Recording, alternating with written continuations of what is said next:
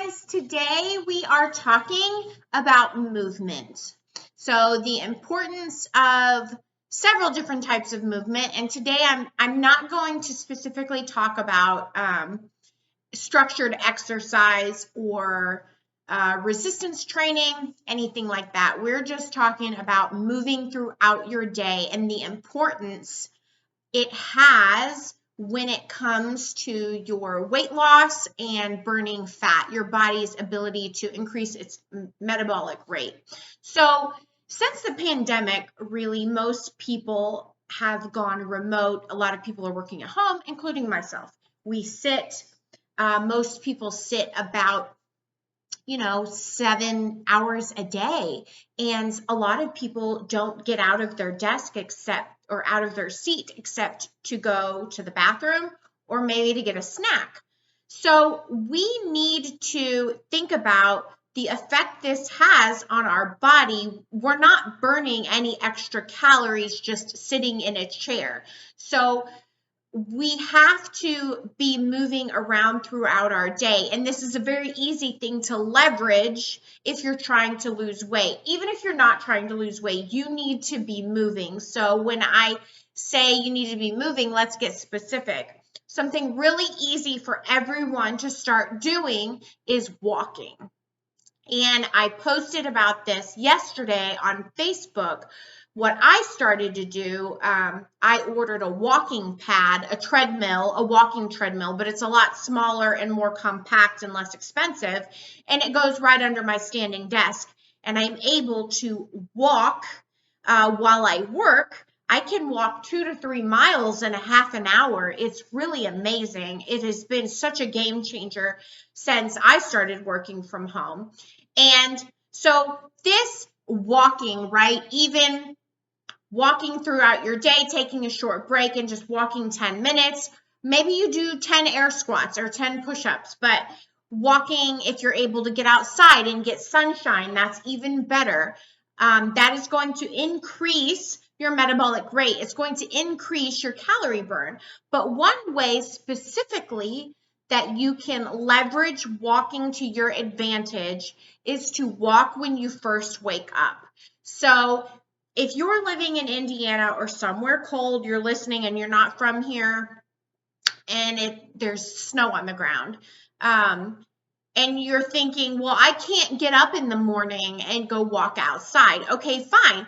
Do you have access to a treadmill or a bike or an elliptical, some type of aerobic machine in your home? Anything will do.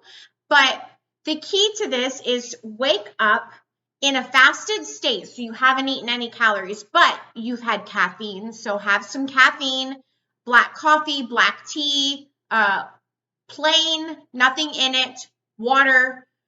Maybe you take, some berberine, and then you go hop on your machine. 20 to 40 minutes of light to moderate aerobic exercise in a fasted state, okay? Your body is going to start burning body fat, and it's going to lower cortisol.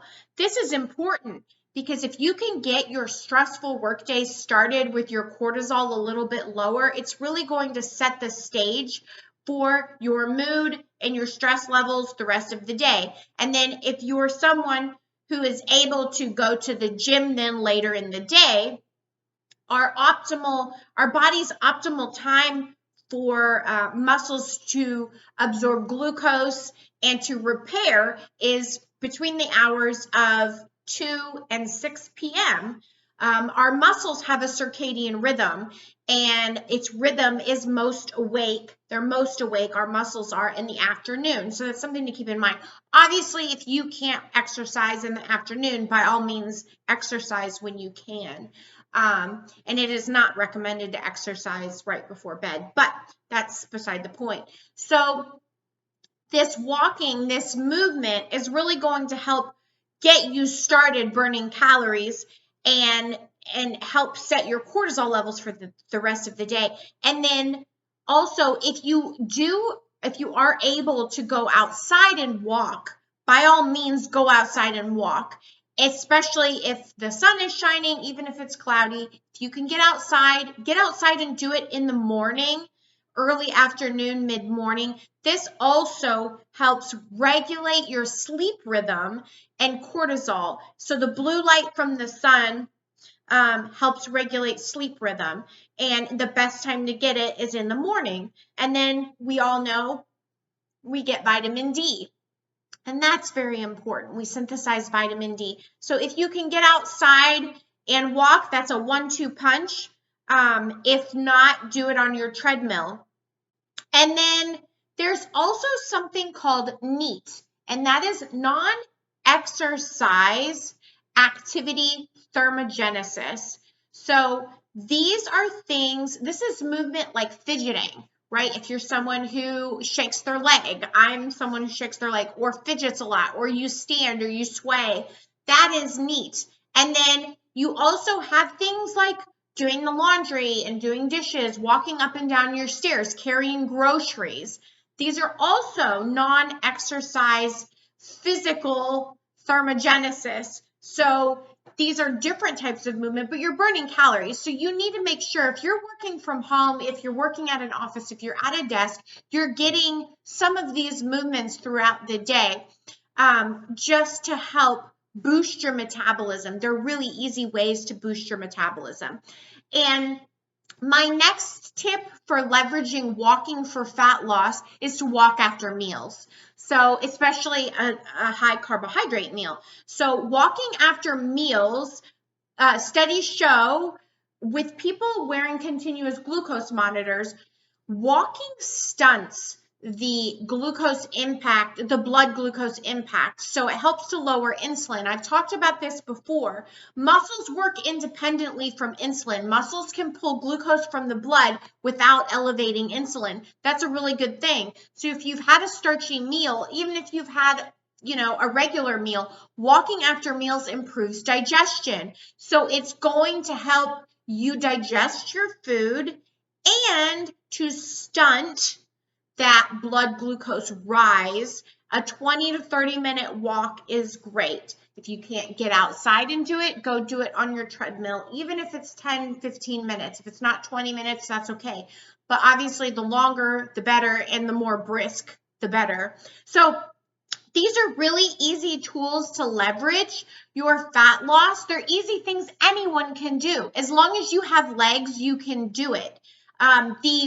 I did want to share the walking pad that I bought was made by Home Fitness Code. I bought it online. It was very inexpensive. And for me, because I'm a small business, I own my own business, it was a tax write-off. So if you're listening to this, even if you work for a company, a corporate company that has you working from home, there is more than likely company incentive or some type of rebate program or through your insurance that they would pay for that walking pad for you. And the difference between the walking pad and the treadmill, again, the walking pad is smaller. It folds up very easily.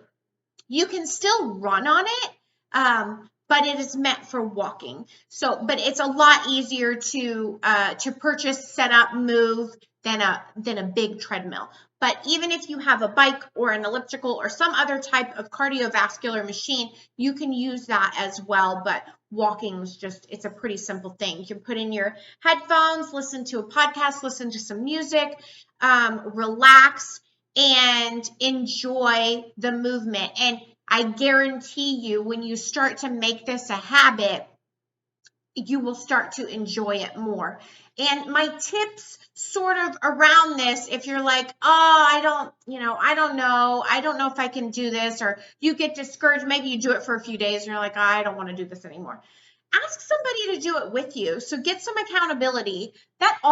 Support always helps when you have somebody doing it with you, even if you guys aren't doing it in the same space.